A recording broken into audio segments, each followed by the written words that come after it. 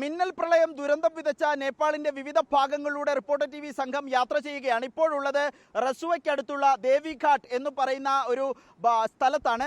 അവിടെ 2 പാലങ്ങൾ ഉണ്ടായിരുന്നു. ഇവിടെയുള്ള കോൺക്രീറ്റ് പാലം, തൊട്ടടുത്തായി ഒരു ഇരുമ്പ് പാലം. ആ 2 പാലങ്ങളും പൂർണ്ണമായും തകർന്നു എന്നുള്ളതാണ്. 20ഓളം പാലങ്ങളാണ് പൂർണ്ണമായും തകർന്നു എന്ന് നേപ്പാൾ സർക്കാർ സ്ഥിരീകരിച്ചിട്ടുള്ളത്. നമുക്ക് ആ ഇരുമ്പ് പാലത്തിന്റെ സ്ഥിതി കാണാൻ കഴിയുന്നുണ്ട്. 2 പാലം, ഇത് കാഠ്മണ്ഡു, നേപ്പാളിന്റെ തലസ്ഥാനമായ കാഠ്മണ്ഡുവിൽ നിന്നും അതിർത്തിയിലേക്ക് പോകുന്ന പ്രധാനപ്പെട്ട ഒരു സംസ്ഥാന പാതയാണ് എന്നാണ് പ്രദേശവാസികൾ പറയുന്നത്. ഈ പാലം പൂർണ്ണമായി തകർന്നു.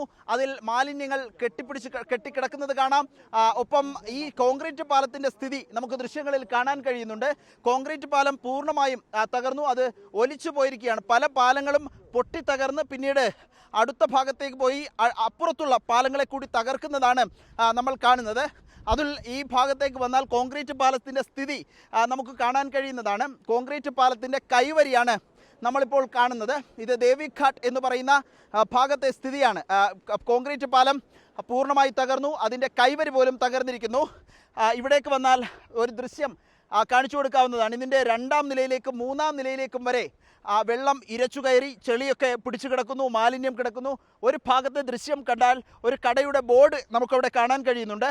ആ കട 1ാം നിലയിലാണ്. ആ 1ാം ഗ്രൗണ്ട് ഫ്ലോറിലെ കടയുടെ മേൽക്കൂര വരെ ചെളിവെള്ളം പുതഞ്ഞു കിടക്കുന്ന കാഴ്ച നമ്മൾ കാണുകയാണ്.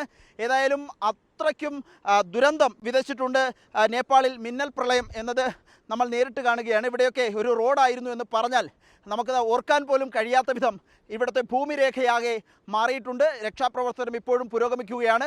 ഇതിനുള്ളിൽ ഒരുപക്ഷെ 400-500 ആളുകൾ ഉണ്ടായേക്കാം എന്നുള്ളതാണ് ഇവിടുത്തെ പ്രദേശവാസികൾ പറയുന്നത്. പക്ഷേ രക്ഷാപ്രവർത്തനം ആ വിധത്തിൽ എത്തിയിട്ടില്ല ഇതുവരെ.